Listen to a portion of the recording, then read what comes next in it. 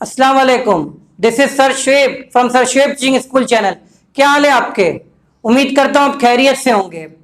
आज की वीडियो के अंदर मैं आपको सीएसएस के बारे में मुकम्मल इंफॉर्मेशन दूंगा कि सीएसएस करने के लिए क्या एलिजिबिलिटी है, क्या एज लिमिट होती है, सीएसएस करने के बाद जॉब कहाँ कहाँ लगती है, आप लोग के लिए सीएसएस के लिए क्या कहते हैं, कौन सा सब्जेक्ट सिलेक्शन किस तरह कर सकते हैं, कौन से सब्जेक्ट होते हैं, कितने मार्क्स होते हैं, तो मुकम्मल इंफॉर्मेशन इस वीडियो के अंदर मैं दूंगा।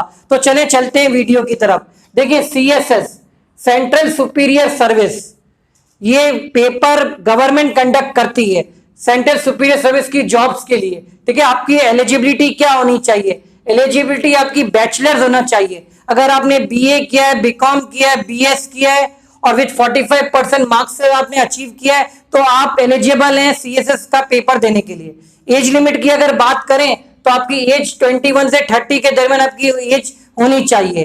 अब आपकी कहाँ का पोस्ट लगती है अगर आप सीएसएस का एग्जामिनेशन पास कर लेते हैं तो रेलवेज के अंदर, पुलिस के अंदर, पोस्ट ऑफिस के अंदर, पोस्टल के अंदर, इनकम टैक्स ग्रुप के अंदर, कस्टम एंड एक्साइज के अंदर, पाकिस्तान ऑडिट एंड अकाउंट्स के अंदर, कॉमर्स एंड ट्रेड ग्रुप के अंदर और फॉरेन सर्विस ऑफ पाकिस्तान में आपका रिक्रूटमेंट हो सकता है।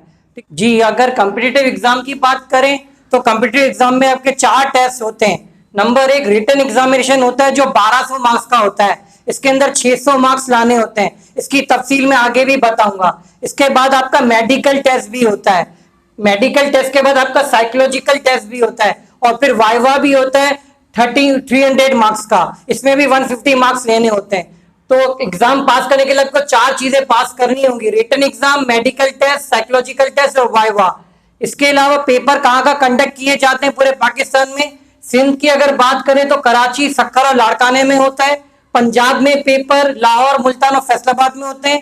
केपीके में एबटाबाद, पिशावर और डीआई खान में होते हैं और बलूचिस्तान में कोयटा के वहां ये सीएसए के एग्जाम कंडक्ट किए जाते हैं। जी, अगर रिटन एग्जामिनेशन की बात करें तो टोटल 1200 मार्क्स का पेपर होता है। इसके अंदर 600 मार्क्स कंपलसरी सब्जेक्ट के होते हैं और 600 मार्क्स ऑप्शनल सब्जेक्ट के होते हैं। ऑप्शनल सब्जेक्ट के ऊपर मैं बाद में बात करूंगा। कंपलसरी सब्जेक्ट के ऊपर बात हो जाएगी कंपलसरी सब्जेक्ट कौन से होते हैं। देखिए, कंपलसरी सब्जेक्ट के अंदर नंबर 1 एसए होता है। 3 घंटे का पेपर होता है। 100 मार्क्स का एसए का पेपर होता है, वो आपको करना होता है। नंबर 2 पेपर इंग्लिश ग्रामर का होता है, ये भी 100 मार्क्स का होता है। इसका भी ड्यूरेशन 3 आवर्स का ही होता है। फिर जनरल नॉलेज का पेपर होता है। जनरल नॉलेज 3 हिस्सों में डिवाइड है। एवरीडे साइंस होती है, इसकी जनरल नॉलेज के ऊपर 100 मार्क्स का पेपर होता है। फिर करंट अफेयर्स के ऊपर भी 100 मार्क्स का पेपर होता है। फिर पाकिस्तान अफेयर्स है, इसके ऊपर भी 100 मार्क्स का पेपर होता है। और एक इस्लामियात है जिसके अंदर आपको 100 मार्क्स का पेपर होता है। तो टोटल 600 मार्क्स के कंपलसरी सब्जेक्ट होते हैं ये 400 और 200 600 और टोटल आपको 40% मार्क्स हासिल करने होते हैं कंपलसरी सब्जेक्ट के अंदर। जी, अगर ऑप्शनल सब्जेक्ट की बात करें तो ऑप्शनल सब्जेक्ट भी 600 मार्क्स के होते हैं। लेकिन ऑप्शनल सब्जेक्ट के अंदर आपके पास 9 ग्रुप अवेलेबल है। 9 ग्रुप के अंदर से आपको चूज करने होते सब्जेक्ट और हर ग्रुप से सिर्फ आप 200 ही चूज कर सकते हैं, उससे ज्यादा चूज नहीं कर सकते। ठीक है, तो आप कितने ग्रुप से और क्या क्या सब्जेक्ट है मैं उसके बारे में आपको बता दूं। ग्रुप ए के अंदर अकाउंटिंग और ऑडिटिंग है, 200 मार्क्स का है। इकोनॉमिक्स है, 200 मार्क्स का है। बिजनेस एडमिनिस्ट्रेशन 100 मार्क्स का है। पब्लिक एडमिनिस्ट्रेशन 100 मार्क्स का है। मैं इतनी बात बता दूं कि बिजनेस एडमिनिस्ट्रेशन और पब्लिक एडमिनिस्ट्रेशन में सिर्फ आप एक ही चूज कर सकते हैं, दोनों चूज नहीं कर सकते। अगर आपकी कॉमर्स का बैकग्राउंड है तो ये ग्रुप है आपके लिए।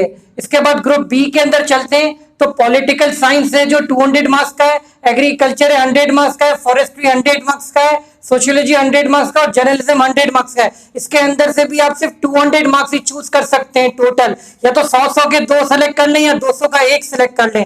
ठीक है, तो ये भी है। इसके बाद ग्रुप सी के अंदर जाते हैं। अगर आप साइंस बैकग्राउंड के तो अगर प्योर मैथ्स है 200 मार्क्स का, अप्लाइड मैथ्स है 200 मार्क्स का, कंप्यूटर साइंस है 100 मार्क्स का और स्टैटिस्टिक्स है 100 मार्क्स का। लेकिन आप इस ग्रुप से भी 200 ही चूज कर सकते हैं। तो ये ग्रुप ए, बी और सी के बारे में इंफॉर्मेशन थी।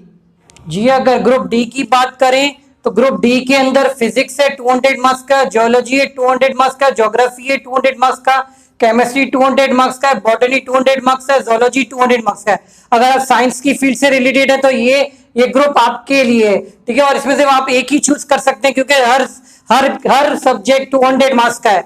इसके बाद ग्रुप ई के अंदर आते हैं तो ये हिस्ट्री के ऊपर ये ग्रुप है। इस्लामिक हिस्ट्री 200 मार्क्स का है, इंडो पाक हिस्ट्री 200 मार्क्स का है, ब्रिटिश हिस्ट्री 200 मार्क्स का है, यूरोपियन हिस्ट्री 200 मार्क्स का, अमेरिकन हिस्ट्री 100 मार्क्स का है।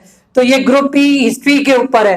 ग्रुप एफ फिलोसफी है 200 मार्क्स का और साइकोलॉजी है 200 मार्क्स का। अक्सर और बेशतर लोग ये ग्रुप जरूर सेलेक्ट करते हैं क्योंकि साइकोलॉजी फेवरेट सब्जेक्ट रहता है और 200 मार्क्स का है। तो ये ग्रुप डी, ग्रुप ई और ग्रुप एफ के ऊपर इंफॉर्मेशन है जी। ग्रुप जी जो है वो लॉ के लिए, जिनको लॉ फेवरेट सब्जेक्ट है या लॉ के अंदर इन्होंने ग्रेजुएशन किया है या लॉ में इंटरेस्ट रखते हैं उनके लिए। जैसे लॉ है 200 मार्क्स का, कॉन्स्टिट्यूशन लॉ है 100 मार्क्स का, मर्केंटाइल लॉ 100 मार्क्स का, मुस्लिम लॉ 100 मार्क्स का, इंटरनेशनल लॉ 100 मार्क्स का और इंटरनेशनल रिलेशनशिप है 100 मार्क्स का। तो ये ग्रुप लॉ से बिलोंग करता है। इसके बाद ग्रुप एच है। ग्रुप एच रीजनल लैंग्वेज का ग्रुप है।